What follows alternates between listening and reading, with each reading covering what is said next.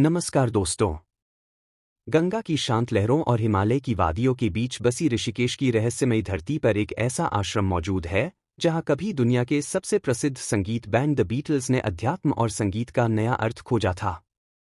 आज की कहानी बीटल्स की धुन और 84 कुटिया हमें उस अद्भुत संसार में ले जाएगी जहां संगीत, ध्यान और रहस्य एक साथ जीवित है। अगर वीडियो पसंद आए तो लाइक, शेयर और सब्सक्राइब जरूर कीजिएगा। टाइटल: बीटल्स की धुन और 84 कुटिया। गंगा की अविरल कलकल बहती लहरों और हिमालय की शांत वादियों के बीच बसा ऋषिकेश सदियों से केवल एक शहर नहीं, बल्कि ब्रह्मांडीय ऊर्जा का एक जीवंत केंद्र रहा है। इसी पावन भूमि पर राजाजी टाइगर रिजर्व के घने और रहस्यमयी जंगलों के बीच एक ऐसा स्थान छुपा है जहां कदम रखते ही समय का पहिया उल्टा घूमने लगता है।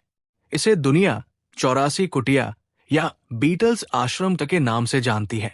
ये पत्थरों और ईंटों से ढाला गया कोई साधारण ढांचा नहीं है, बल्कि एक ऐसा अकल्पनीय संसार है जहां संगीत, मौन, अध्यात्म और आधुनिक इतिहास ने मिलकर एक अनोखी दास्तान लिखी है। यहाँ की हवाओं में आज भी एक ऐसी कशिश है जो इंसान को अंतर्मुखी होने पर मजबूर कर देती है।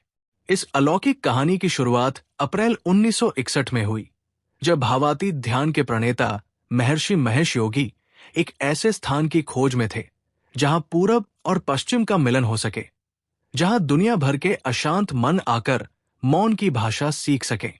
वन विभाग से मिली 15 एकड़ की इस जंगली भूमि पर उन्होंने शंकराचार्य नगर की नींव रखी। महर्षि का दृष्टिकोण अपने समय से बहुत आगे था।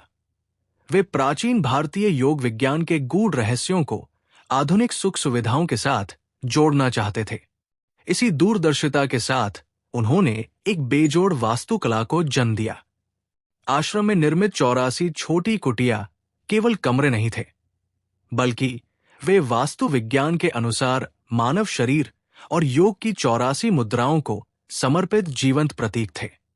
इन्हें इस तरह डिजाइन किया गया था कि बाहर से ये बिल्कुल सादा दिखें, लेकिन इनके भीतर रोशनी और हवा का संतुलन ऐसा था कि साधक घंटों गहरे ध्यान में लीन रह सके।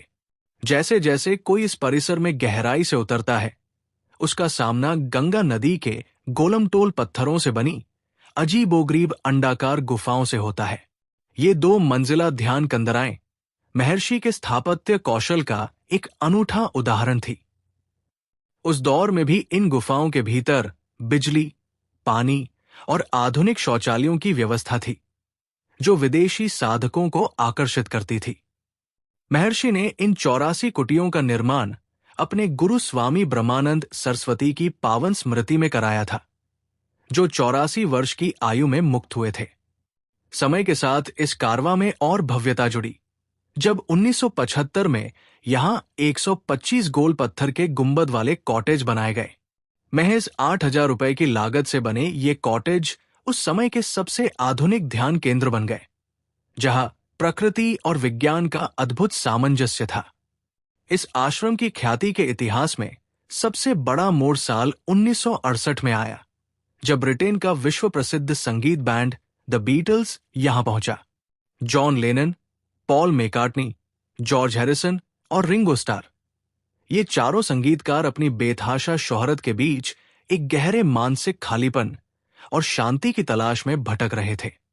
जब वे इस आश्रम की शांत गोदी में आए, तो यहाँ की आध्यात्मिक ऊर्जा ने उनके भीतर के संगीत को एक नई दिशा दे दी। घने जंगलों के बीच गंगा की गूंजती आवाज और पक्षियों के कलरव के बीच बीटल्स ने अपने जीवन के सबसे रचनात्मक दिन बिताए। यहाँ के शांत माहौल का जादू ऐसा चला कि उन्होंने अपने प्रवास के दौरान लगभग 48 गानों की धुनें तैयार की, जो बाद में उनके अमर व्हाइट एल्बम का मुख्य हिस्सा बनी। बैक इन द US और डियर प्रूडेंस जैसे गानों की रूह इसी आश्रम की माटी में पैदा हुई थी। इसी प्रवास ने जॉर्ज हैरिसन को पंडित रवि शंकर के करीब लाया, जहां उन्होंने सितार की कड़ियों को समझा और भारतीय शास्त्रीय संगीत को पश्चिमी दुनिया के दिल में उतार दिया। किंतु समय का चक्र हमेशा एक सा नहीं रहता। 80 का दशक आते आते लीज की अवधि समाप्त हो गई और महर्षि के अन्य देशों में व्यस्त हो जाने के कारण ये भव्य परिसर धीरे धीरे उपेक्षित होने लगा। देखते ही देखते जो जगह कभी वैश्विक संस्कृति का केंद्र थी, वो घने जंगलों और सन्नाटे के आगोश में समा गई। इमारतें खंडहर होने लगी, दीवारों पर जंगली लताओं ने कब्जा कर लिया। लेकिन इस जगह का जादू कभी कम नहीं हुआ। दुनिया भर से बीटल्स के दीवाने और योग प्रेमी छिपते छिपाते इस वीराने में आते रहे, अपनी पसंदीदा धुनों को गुनगुनाते रहे और दीवारों पर कलाकृतियां बनाते रहे। आखिरकार साल 2015 में उत्तराखंड वन विभाग ने इस जगह की ऐतिहासिक और सांस्कृतिक महत्ता को पहचाना और इसे पुनर्जीवित कर पर्यटकों के लिए खोल दिया। आज जब कोई 84 कुटिया में प्रवेश करता है तो उसे अतीत और वर्तमान का एक जादुई संगम देखने को मिलता है। खंडहर हो चुकी उन ऐतिहासिक दीवारों पर अब महर्षि महेश योगी और बीटल्स के सदस्यों की खूबसूरत ग्राफिटीज और भित्ति चित्र बने हुए हैं, जो युवाओं को बेहद आकर्षित करते हैं। इस आश्रम ने ही ऋषिकेश को दुनिया के नक्शे पर अंतर्राष्ट्रीय योग की राजधानी के रूप में स्थापित करने की नींव रखी थी। आज भले ही 84 कुटिया के जीर्णोद्धार की नई योजनाएं बन रही हों, लेकिन इसकी आत्मा आज भी वही है। ये स्थान हमें याद दिलाता है कि इंसान चाहे तरक्की के किसी भी शिखर पर पहुंच जाए, मानसिक शांति, संगीत और अध्यात्म की तलाश में उसे हमेशा प्रकृति और आत्म साक्षात्कार की इसी तरह की कंदराओं की शरण में वापस आना ही पड़ता है। लेखक हरीश भट्ट।